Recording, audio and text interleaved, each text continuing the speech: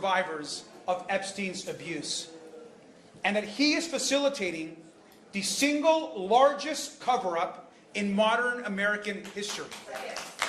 It's the single largest cover-up in modern American history. And who are we protecting?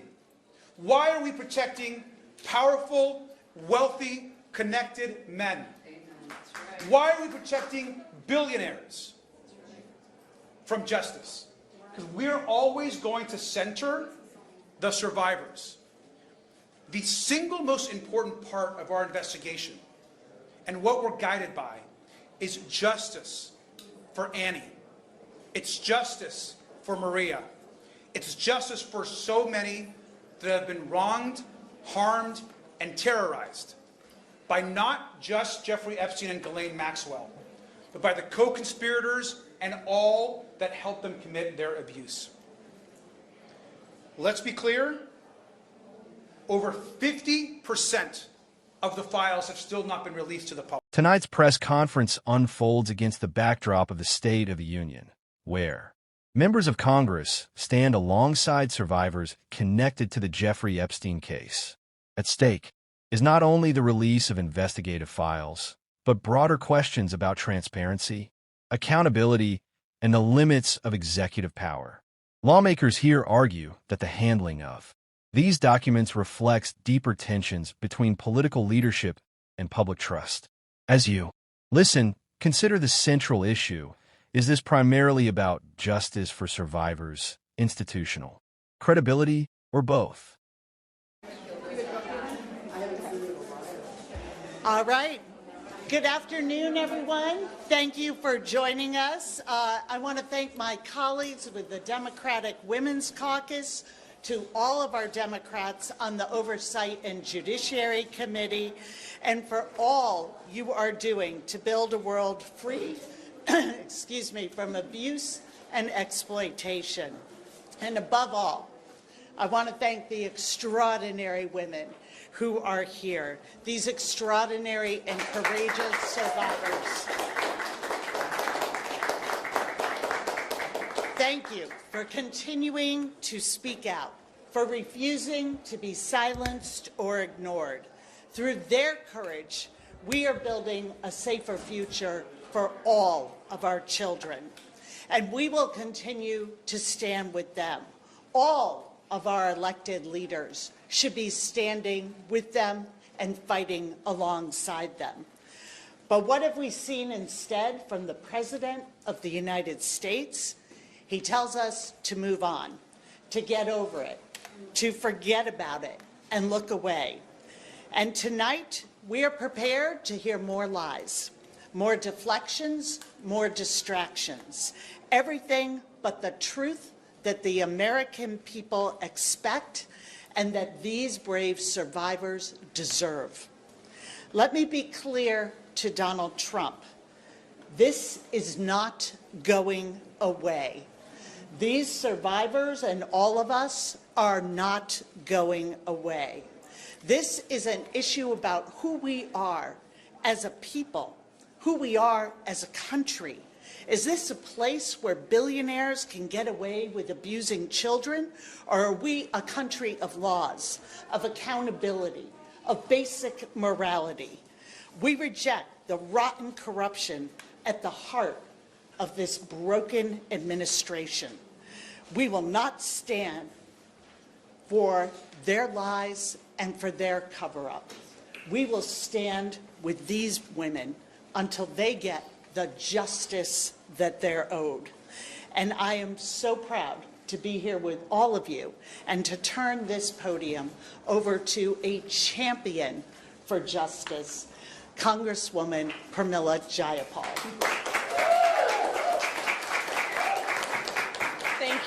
Thank you so much, Whip Clark, for your incredible leadership. Thank you to the DWC and Chairwoman Leisure Fernandez. And most of all, thank you to the survivors who have just continued to push for justice. You are inspiring all of us. And I especially want to thank and recognize my constituent. Come up here and sit. my constituent and an Epstein survivor, Marika Chartouni. Marika is, first of all, known by the survivors as the sleuth of the survivors. She has looked at all the documents and has been an incredible help to me as I have been looking at them as well. And she was also one of the first to answer the FBI's call in 2019 to talk about what she suffered at the hands of Jeffrey Epstein. And I'm just so grateful to you, Marika, for being here today. When Attorney General Pam Bondi appeared before the House Judiciary Committee 2 weeks ago, the world saw her turn her back on the survivors rather than apologize for the pain that her Department of Justice has caused them. Today, the world will see Donald Trump have to face these survivors right there in the House gallery and answer for why ambassadors and princes have been arrested in other countries, but here in America, not a single investigation has been announced into the pedophiles and the predators of Epstein's horrific sex trafficking ring. He must answer for why the Department of Justice has still refused to release 3 million remaining files, and why they continue the massive cover-up of a depraved Epstein class. He must answer to the people across the country and the world who see that powerful predators in government, academia, finance, and law have all been part of abusing and raping young girls and joking about it with zero accountability. No, Donald Trump, this is not a hoax. We are not moving on from this. You have not been exonerated, nor have any of these predators. We are here today, many of us in white, because women know what it means to be silenced, dismissed, and pushed back, and we are not going to stand for it. These survivors, as Lauren said to me, are shaking the earth with their strength. And because of them and the public that is standing up with and for them, we see the cracks emerging. We demand investigations right here at home into predators like Leon Black, Steve Tisch, Jess Staley, and so many more. These courageous survivors are going to show that tonight is about their strength, about the strength of those across the country who understand that without justice, there can be no progress. So tonight is about our movement that will not stop until we get truth, transparency, and real accountability. And now, let me pass it over to our wonderful ranking member of the Judiciary Committee, Jamie Raskin.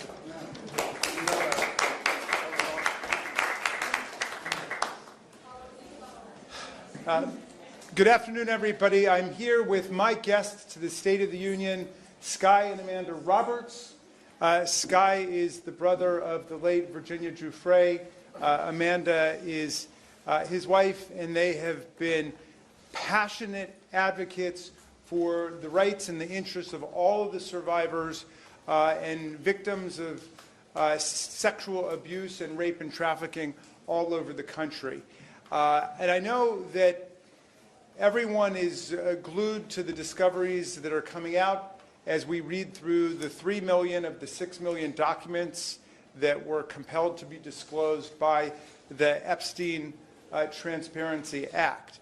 And that's all to the good, because we're learning a lot there. But understand that making progress that way is a bit like finding a needle in a haystack. And it's not a haystack that's been arranged to make it easy for us to find the most relevant information. I would encourage everybody, in addition to looking online, and if you can, going over to the Department of Justice to look at the unredacted files, to read Virginia Giuffre's remarkable book, Nobody's Girl, because that book locates this entire controversy within the proper social context.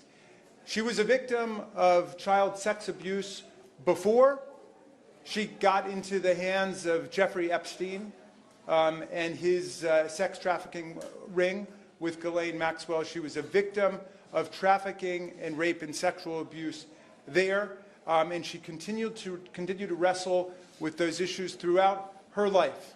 And if you ask the question why this issue is not going away, it's not going away because there are millions of people across America who have suffered the same kinds of abuse, rape, trafficking, and exploitation that Virginia did and the women who are members of the Epstein survivor movement did. And there have been scandals at Michigan State and Ohio State and within many churches, within the Boy Scouts, in all of our hometowns. That is the social basis for this movement and why Donald Trump is not going to be able to sweep it under the rug. This is why, despite all of her stony cold indifference, Pam Bondi is not going to be able to make this go away. We have an entire country of survivors and people who are allied with the survivors, and we are going to insist that the truth come out, that justice be done, and the perpetrators be held accountable. At this juncture in the press conference, the narrative broadens considerably. What began as a focused call for file disclosure now evolves into a larger critique of systemic accountability, not just in one administration, but across decades of institutional response. This shift is significant because it reframes the issue from an isolated controversy into a structural debate about governance. When lawmakers reference millions of documents, some released, others redacted, they are invoking a complex legal process. Federal investigative files are typically governed by a combination of court orders, privacy statutes, grand jury secrecy rules, and executive branch protocols.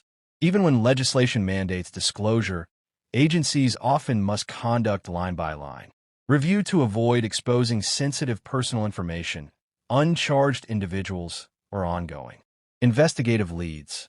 The sheer scale, millions of pages, introduces logistical and procedural challenges that can take months or years to resolve. Yet transparency advocates argue that delay itself can function as obstruction. From their perspective, prolonged review periods erode public trust and create suspicion that political considerations are influencing legal decisions. This tension between administrative caution and public urgency lies at the heart of the debate you're hearing. There is also a constitutional dimension. Congress has oversight authority. The executive branch controls prosecutions. Courts arbitrate disputes over disclosure. Each branch operates within defined but sometimes overlapping powers. When members of Congress accuse the Department of Justice of noncompliance, the matter may ultimately require judicial clarification. Historically, disputes over executive records, whether involving national security, presidential communications, or investigative files, have often reached federal courts for resolution. Another layer involves the statute of limitations discussion. Advocates argue that trauma can delay reporting, making rigid timelines unjust. Critics of eliminating limitations entirely warn about evidentiary decay, witness reliability, and due process rights. Legal scholars continue to debate where the balance should lie. Importantly, such reforms typically apply prospectively or through carefully structured revival windows to avoid constitutional challenges under ex post facto principis. It's also worth noting that international comparisons are being invoked. Speakers reference arrests or investigations abroad. Legal systems differ significantly across countries. Standards of evidence, prosecutorial independence, and public disclosure rules vary. Comparing outcomes requires careful analysis of jurisdictional authority and applicable law. Throughout this segment, emotional testimony from survivors is paired with legislative demands. That pairing is powerful rhetorically. It grounds policy proposals in lived experience. At the same time, it invites viewers to differentiate between moral conviction and legal feasibility. Passing legislation requires bipartisan support, committee review, budget considerations, and potential court scrutiny. There is another broader theme emerging: the relationship between media cycles and justice processes. High-profile cases often gain renewed attention around symbolic political events. Visibility can accelerate reform conversations, but it can also intensify polarization. When accountability debates become partisan flashpoints, consensus can become more difficult to achieve. As you continue listening, consider these analytical questions. What specific documents are being requested, and under what authority? What legal barriers, if any, have been cited for withholding information? How would proposed reforms alter existing federal law? What safeguards exist to protect both survivors' privacy and the rights of individuals? Named but not charged? These questions move the conversation from rhetoric to governance. In democratic systems, transparency is not absolute. It is structured. Accountability is not instantaneous. It follows procedure. The durability of reform depends on aligning moral urgency with constitutional process. With that framework in mind, we return to the speakers. Every single case. That's the importance of us getting through this documentation to the underlying facts. And I want to thank all the survivors here for waking up every day, just like the people of Minneapolis, and going right back to the front lines of this fight. And tonight, that includes the State of the Union address, where the President is going to have to see that this is a nation of survivors and their allies. Thank you very much, Pramila. And now Sky and Amanda Roberts.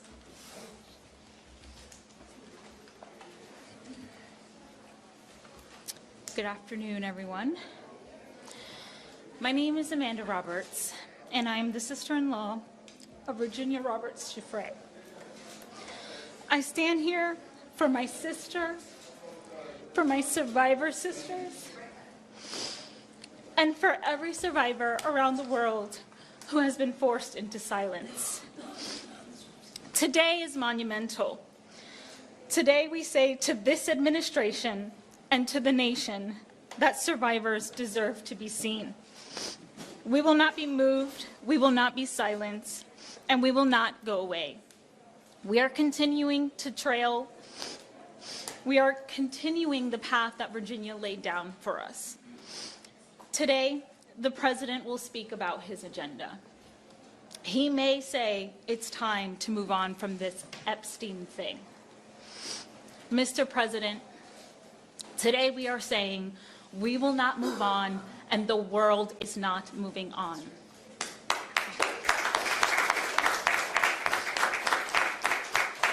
The world clearly sees the pattern in how this administration has treated survivors with disgrace, contempt, and dismissal. But I want to speak directly to the American people. This moment is about all of us. The state of this union, the state of survivors, and the state of our country. And many of us feel dismayed, disrupted in spirit by the intentional chaos that has been created to distract us and desensitize us to the harsh realities of Jeffrey Epstein, Ghislaine Maxwell, and the horrific crimes committed by their rich and powerful friends. Today, as Americans, we find ourselves at a crossroads. We have a choice to make. As American people, what do we want for our future, and what do we want for our children? We can choose to let the Epstein case remain a stain on American history, another chapter where the rich and powerful escape accountability and survivors are told to be quiet. Or we, the people, can decide it is time for change. So don't look away from us. Don't look away from Virginia. And do not leave survivors behind once again. Stand with us. Hold space with our stories. Sit with our truths. Let them break you, move you, and reshape you to act. Together we can build a nation that is fair and true, a nation where money and power cannot bend the law, where title does not grant innocence, where every voice matters and every survivor matters.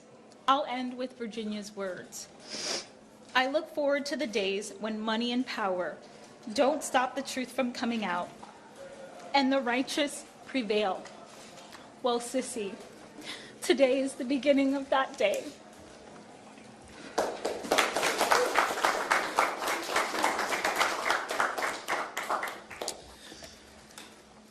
Hey everyone, my name is Sky Roberts and I am the brother of Virginia Roberts Giuffre. There are moments in a nation's life where we are tested, not by our words, but by what we are willing to confront. Today we stand at one of these moments. America is at a crossroads. We can choose to let the Epstein case remain a stain on our history, another chapter where the powerful are protected, the truth is buried, and survivors are asked to carry the consequences in silence. Or we can choose something different. We can choose truth. We can choose accountability. And we can choose to build a country where no one, no matter how wealthy, connected, or politically insulated, stands above the law. Today, we are here proudly representing our sister, Virginia Roberts Giuffre. Standing with members of Congress and with survivors across the nation and across the world. Because Virginia's story is the story so many survivors know too well.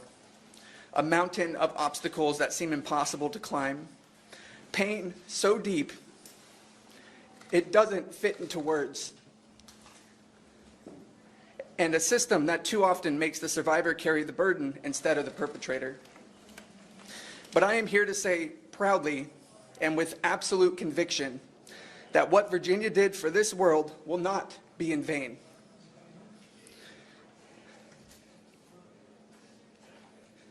She may have left this earth, but her soul is still here. It lives in every survivor who decides to speak. It lives in every victim who is still finding their voice. And it lives in every person who refuses to accept a country where exploitation is met with impunity. Virginia did not just survive, she fought. She pushed back against the culture of silence. She forced the world to look at what it wanted to ignore. And she proved what happens when an ordinary person decides they will not be erased.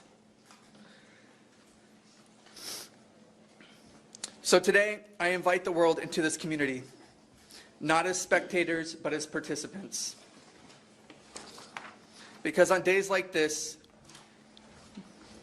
we may hear powerful voices try to distract us, to divide us, to turn accountability into politics and truth into a talking point.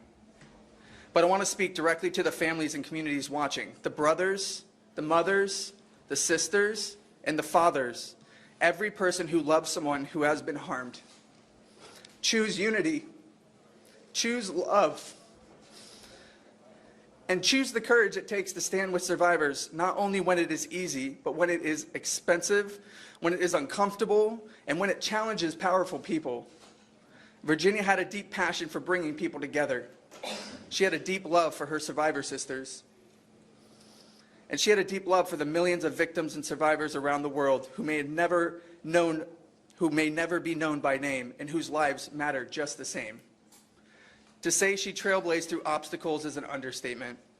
Virginia helped build a road for survivors to walk toward truth, toward dignity, toward justice, and we are here today to carry her torch down that road.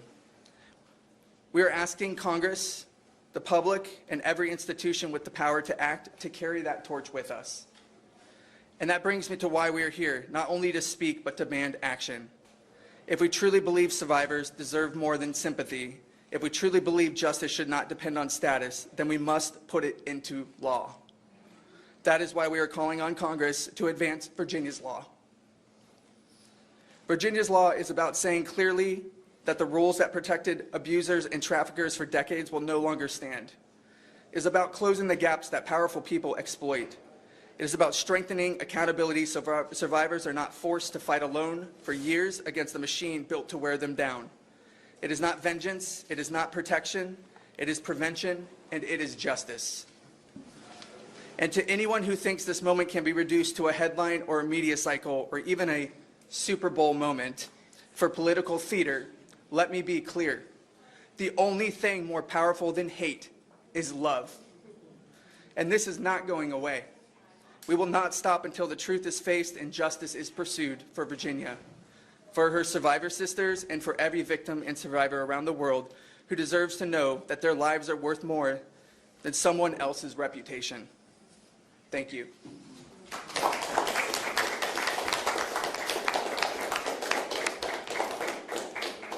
Sky and Amanda, thank you so much. Thank you for bringing Virginia right here with us, and we will see her and carry on her legacy.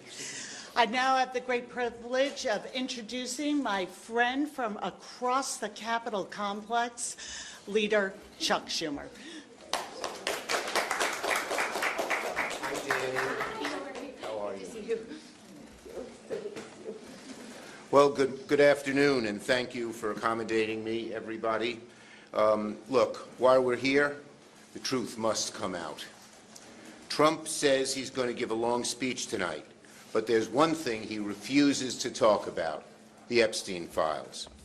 Trump campaigned on releasing the files, but now 1 year into his presidency, he calls them a hoax. Shame on him. He says the American people need to move on. We're not moving on, are we? That is outrageous to say move on. That's an insult to the victims and the survivors standing behind me.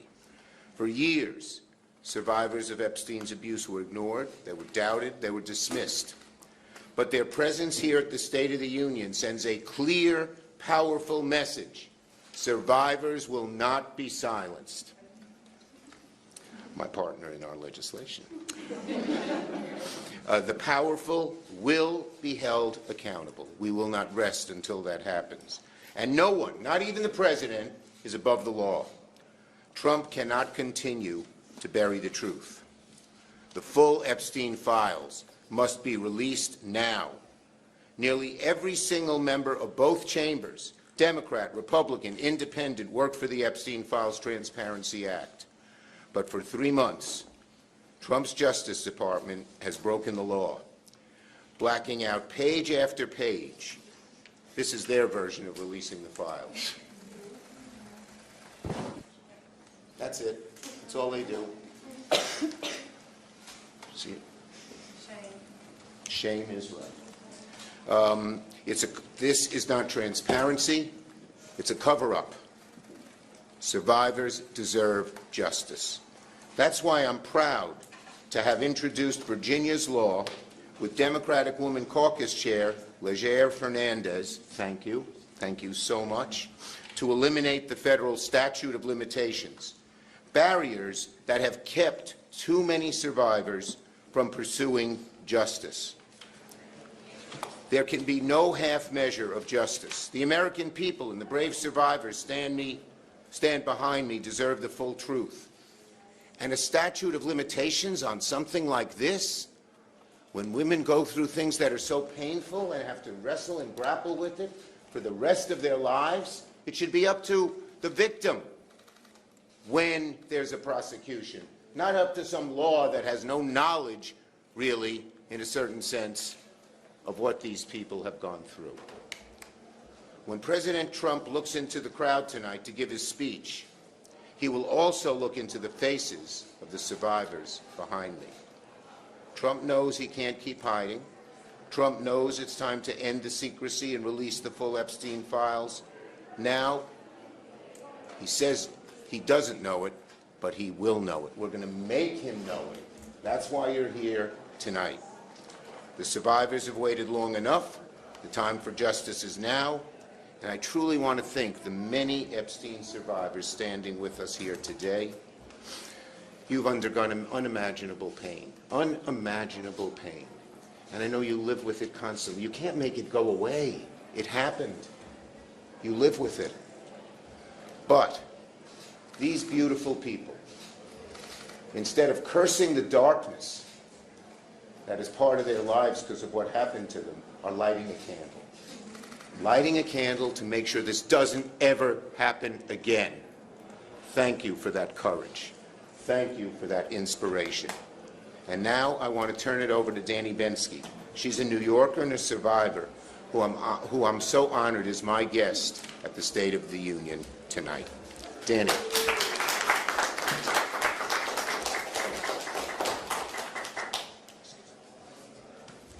Thank you, Senator Schumer. I just have to lower this. So I'm an Epstein survivor from 2004, 2005. I was 17 years old when I met Jeffrey Epstein. Back then I was a teenager, but I was really a child. I was looking for an adult to help protect me from what felt like monsters, only to find that the monster was him all along. Now I look to the government for help, and they're no better. Gaslighting and manipulating victims, the same tactics as Jeffrey and Ghislaine. The DOJ assures us that they're focused on our safety, but only to exploit us further. There are two cases happening here, two cases of abuse. The first case is one that we endured while we were ensnared in the largest sex trafficking ring that this country has known to date. And the second is the abuse of our government. They're covering everything up and protecting power, not the young and the vulnerable. As we prepare to attend the State of the Union, survivors and this country have so many questions that need to be answered. The first one is, where are the rest of the files? The truth must come out. Why are there no investigations when there are plenty of people in these files to investigate? Have we read them? Why is the FBI director out there partying like a college kid when he should be investigating the vast criminal enterprise? This administration needs to do better. How can anybody feel safe in this country when our president's sympathies are going to the former Prince Andrew and not to survivors? There are a few things that really need to be done immediately. First is the release of all of the files, which we know. Next is to hold accountable those who continuously exploit. And the third is to pass Virginia's bill. We need to pass Virginia's bill because justice should never, ever expire. Release the damn files.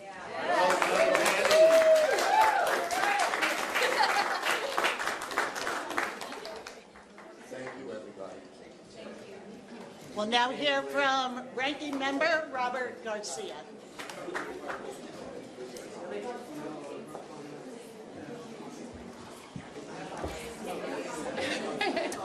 Hey, everyone.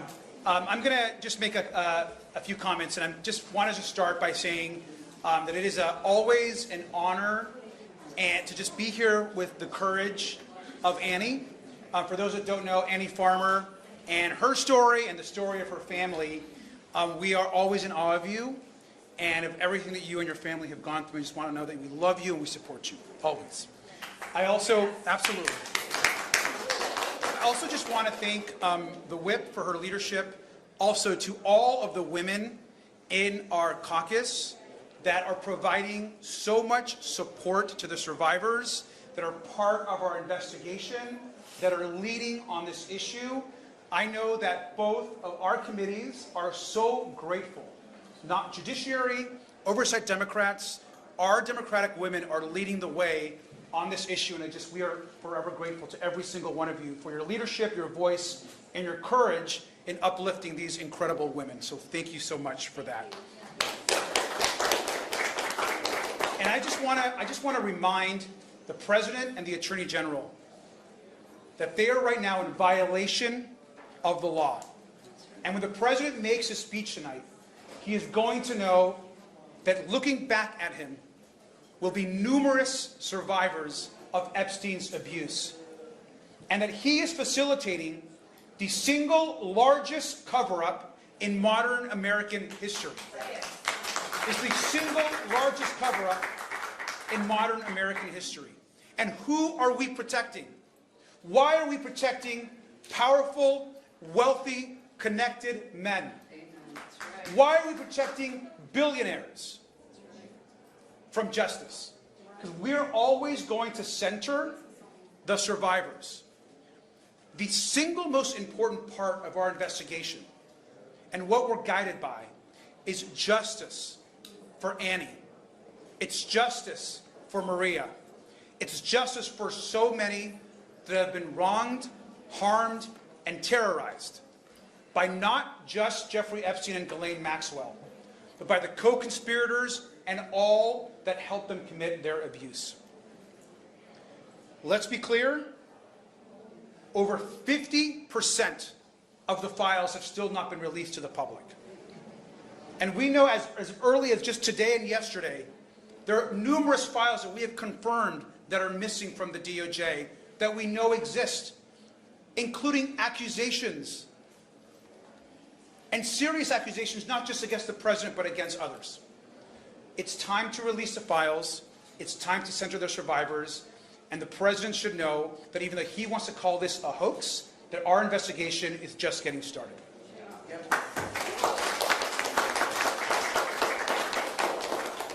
Thank you so much, Congressman Garcia. Your leadership has meant so much to myself and to so many of us.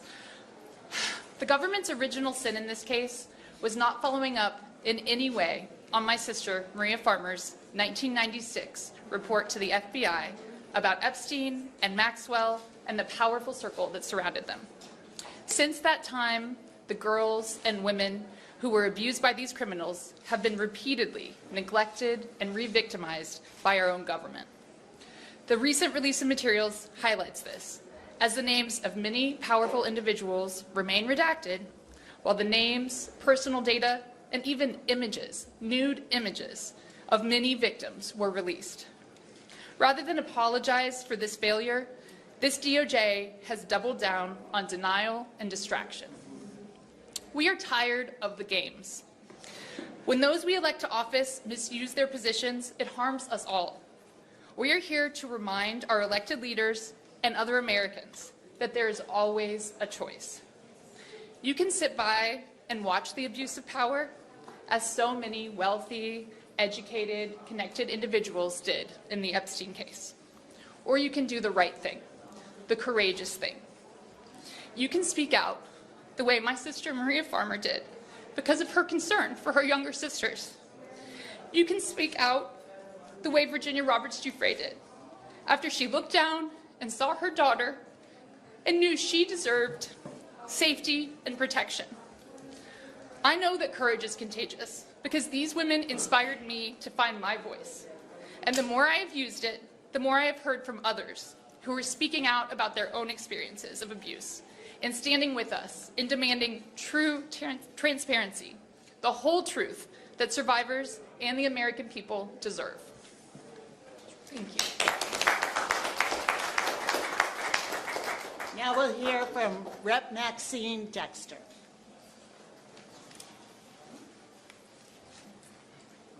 Good afternoon. I'm honored to be here. I am Maxine Dexter, a mother, a physician, and the proud U.S. representative for Oregon's 3rd, and I'm deeply honored to have Lisa Phillips here as my guest tonight for the State of the Union, a survivor of Epstein's abuse, a powerful voice for justice, and she will attend the State of the Union tonight on my behalf. Tonight, as Epstein survivors like Lisa stare down our government, a government that has failed them for decades, you will all bear witness to an important shift in power in this nation. The wealthy and influential have persistently been shielded from accountability for their actions.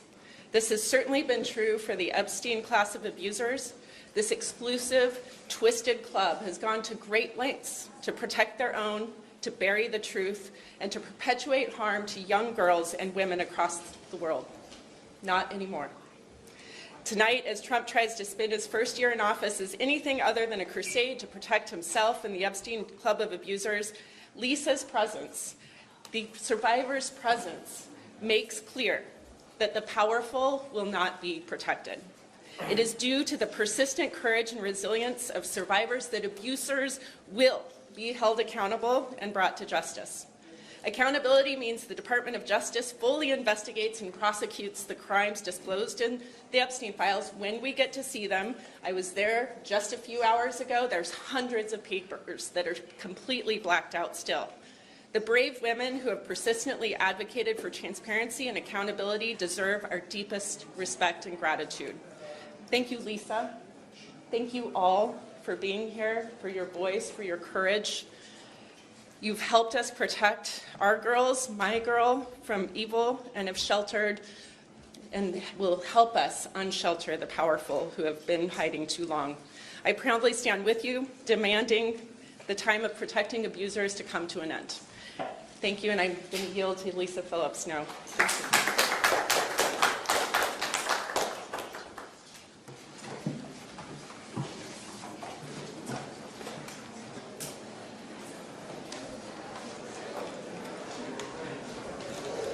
Good afternoon.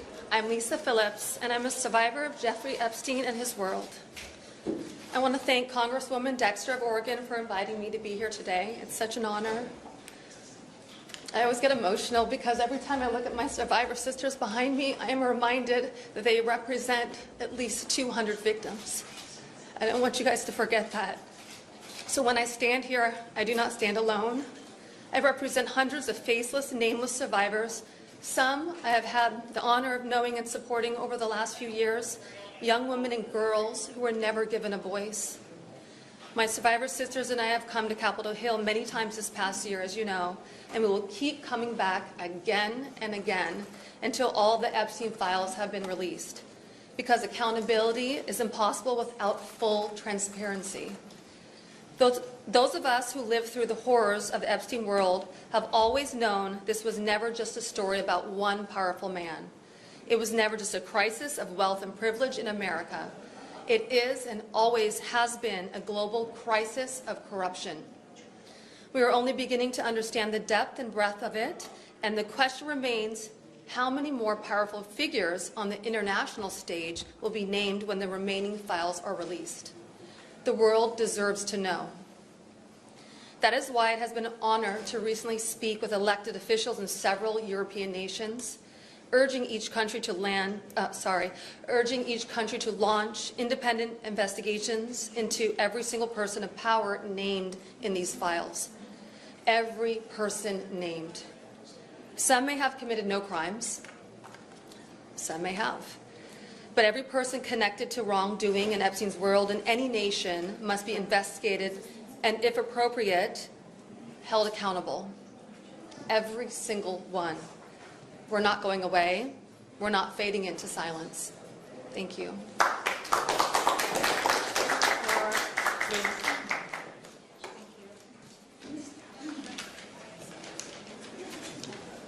Hi, my name is Laura Bloom-McGee. My remarks are very short because my survivor sisters have said a lot. I want to thank Congresswoman, I believe she just stepped out, Julia Brownlee of California, that graciously invited me here from Arkansas. I have not heard from any of our leaders from Arkansas, so thank you, Congresswoman Brownlee. Speaking out about sex trafficking saves lives. Being here with my sisters has helped save mine. This has never been about politics. It's about little girls and young women who have and continue to be exploited by the powerful. Justice should be non-negotiable. Transparency should be non-negotiable. Integrity should be non-negotiable. No one should escape accountability. We will continue fighting for independent investigations and prosecutions as the evidence warrants. We will not be silenced. Thank you. Melanie and Representative Andrea Romero. Melanie, Representative Melanie Stansbury, my admirer. Yes. All right. Whew. All right. Well, good afternoon, everyone. I'm Congresswoman Melanie Stansbury from New Mexico's 1st Congressional District, and I am so deeply honored to introduce to you the original co-sponsor of the Epstein Files Truth Commission in the state of New Mexico, Andrea Romero, the State House Representative. I want to share a few thoughts today as we prepare to enter the chamber tonight to face Donald Trump and to demand justice for not only the survivors standing behind us, but all survivors who have been failed by the U.S. Department of Justice in prosecuting crimes against children and women and boys and people who have been exploited for decades. We are gathered here today to fight for one thing: justice and accountability, and we will not be silenced. We will not move on. And that is why I am grateful to be joined by my guests who will talk about the work that we are doing in New Mexico. But tonight matters more than ever because survivors deserve to be seen, they deserve to be heard, and their presence matters more than ever as the world's eyes are upon us. Because let me remind you that every survivor who is here who raised their hand a couple of weeks ago during Pam Bondi's hearing knows that they have been failed by this administration and many administrations in getting the justice that they so rightly deserve. We refuse to let the powerful hide behind money, power, and influence. And we refuse to remain silent about Donald Trump's hiding about the truth of his own individual investigation. These are the files that the FBI has removed from their public Department of Justice database. The yellow files here are the files that President Trump is hiding. The yellow files here are investigations with a woman who was abused as a minor and who alleged that Donald Trump was her abuser. These are the files that they are hiding, among many millions of more. But I want to just close things out by sharing with you the words of perhaps one of the most important people who cannot be here today, and that is Virginia Giuffre. So let me read you just the closing passage from her book. If you've read this far, I hope my story has moved you to seek ways to free yourself from a bad situation, say to stand up for someone else in need, or to simply reframe how you judge victims of sexual abuse. Each one of us can make a positive change. I truly believe that. I hope for a world in which predators are punished, not protected. Victims are treated with compassion, not shamed. And powerful people face the same consequences as anyone else. I yearn, too, for a world in which perpetrators face more shame than their victims do, and where anyone who's been trafficked can confront their abusers when they're ready, no matter how much time has passed. She then goes on to say, we don't live in this world yet, but tonight, we're here to stand with the survivors to say that we do. And with that, I would like to introduce our amazing State House Representative, Andrea Romero. Good afternoon, everyone. Again, I'm House State Representative Andrea Romero from the District of Santa Fe, and I am the chair of the Epstein Truth Commission. I am honored to stand alongside these courageous survivors today, and I want them to know New Mexico sees you, New Mexico believes you, and New Mexico is taking action. Last week, our New Mexico House voted unanimously to create a Truth Commission, a bipartisan group of state legislators committed to investigate Jeffrey Epstein's crimes in New Mexico, find out what happened at Zorro Ranch, and hold perpetrators and enablers accountable.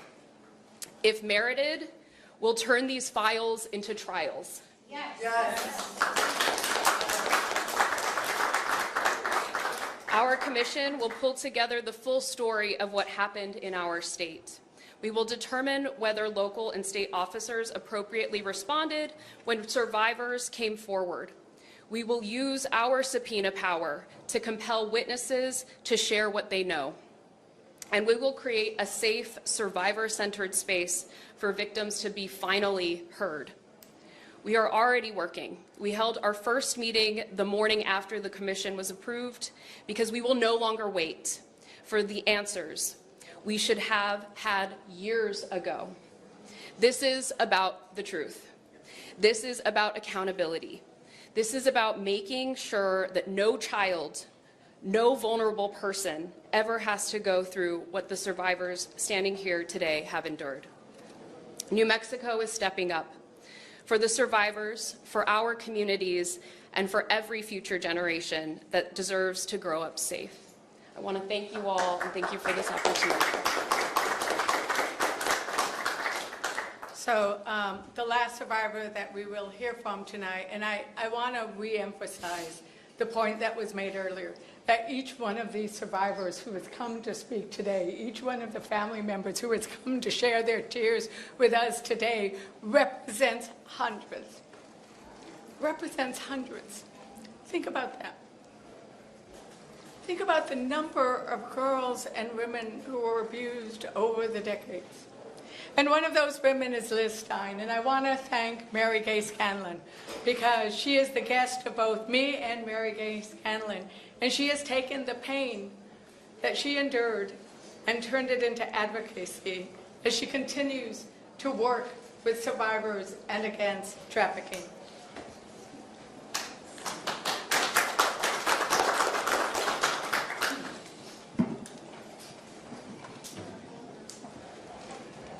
My name is Liz Stein.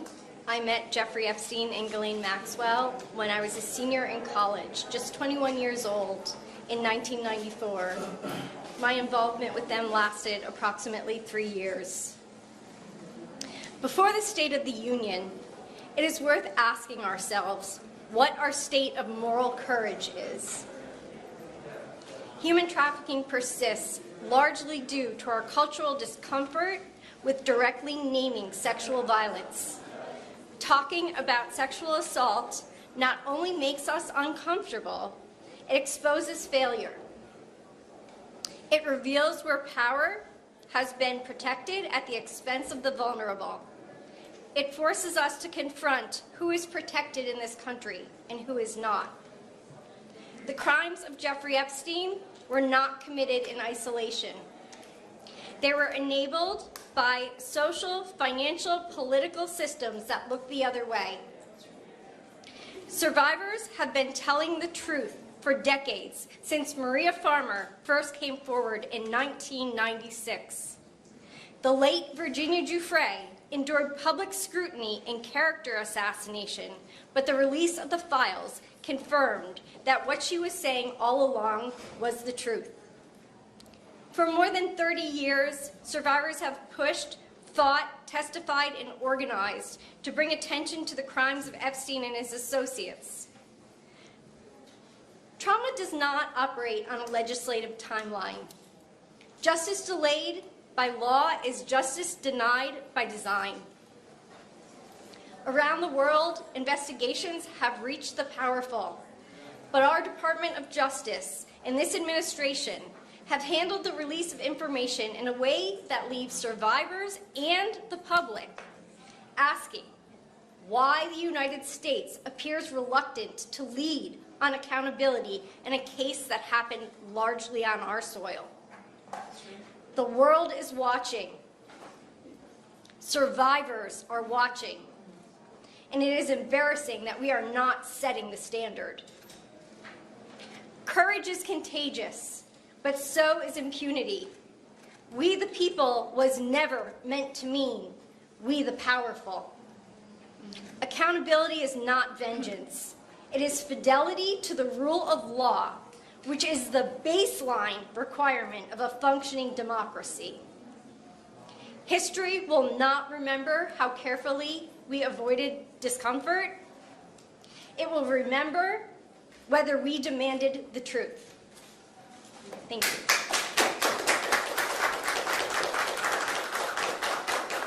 So, as we heard today from my colleagues and from the survivors, you know, it strikes me that there were two incredible themes. One is that the courage and the persistence of the survivors to expose the horror of the sexual crimes and abuses that happened during the Epstein ring was not only to decry the idea that women can be used, abused, and then discarded. It wasn't only to talk about that pain that I think Americans feel when we see this and why this has rung such a tune. Because we don't want that to happen to ourselves. Even though 1 in 4 women suffers sexual assault, we don't want it to happen to our children, to our sister, to our wives.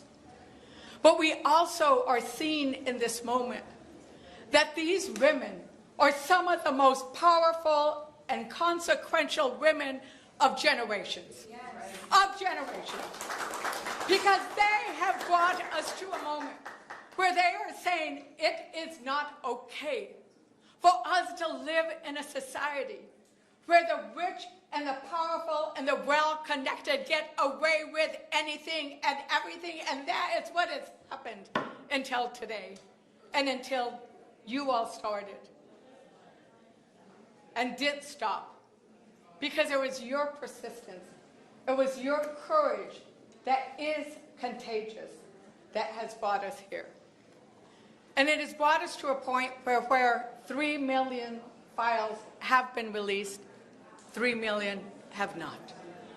3 million have not. And it has brought us to a point where we know that even as those files are released, that the Epstein survivors, the up to 1,000 girls and young women, don't have recourse. Because when the Department of Justice refuses to criminally investigate, they cannot sue civilly. So that is why Virginia's law is so important. It is important that we pass Virginia's law, because the abusers should not have time as one of their weapons. And right now they do. Because right now the statute of limitations is 10 years. And what can you do in 10 years? You are simply recovering from the trauma that you have gone through. And so that is why we are hoping that everybody, and that it is a bipartisan effort to pass Virginia's law, not only to honor your sister and your sister, but to honor all the women and men and boys and girls that get abused. Because what the Epstein survivors have taught us, and what this moment is about, is that we matter. That we matter. That people who are not powerful matter. That, as Liz said, we the people is not we the powerful. That we the people in this moment is what this Constitution was made for. This Constitution that we are celebrating was made for this moment, where we will say no.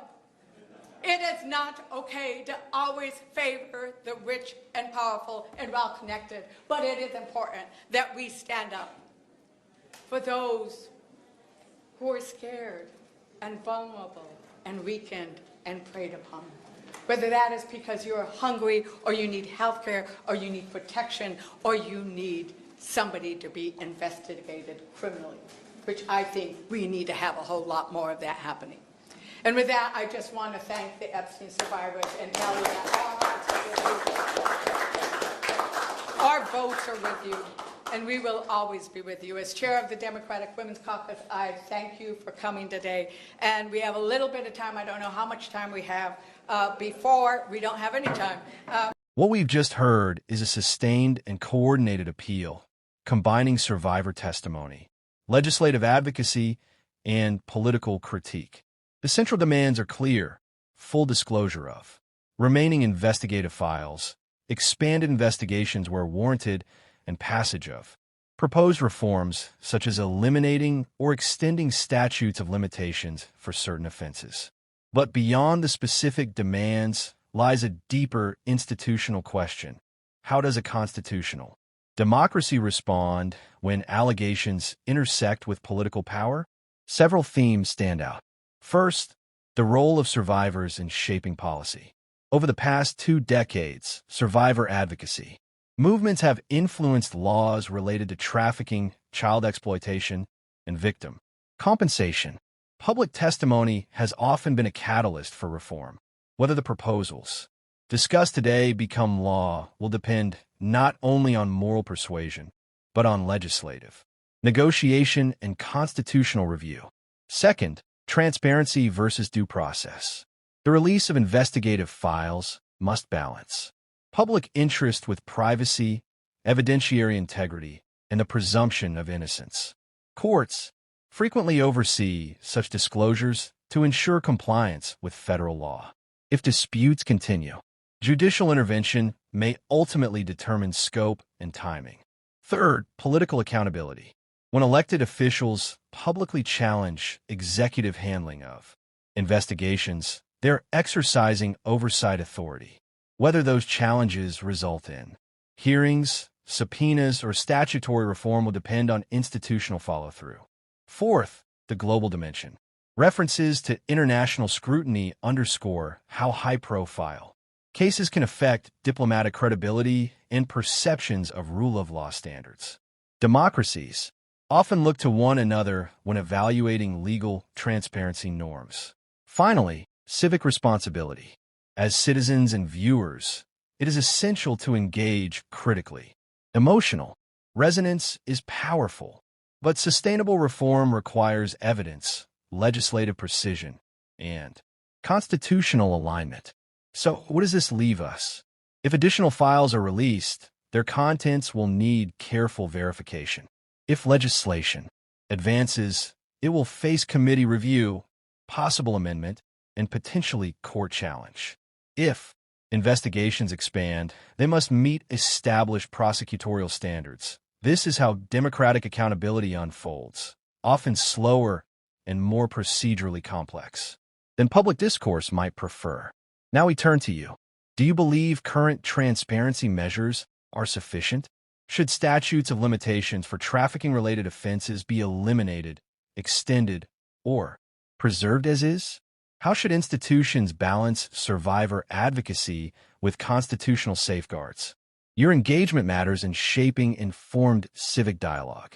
If you found this in-depth breakdown valuable, take a moment to like this video, share it with others who want a fact-based perspective, and subscribe for more comprehensive, balanced analysis of the issues shaping our institutions and our democracy.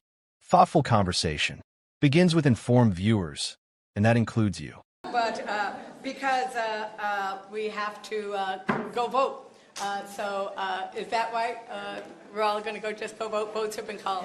So thank you so very much.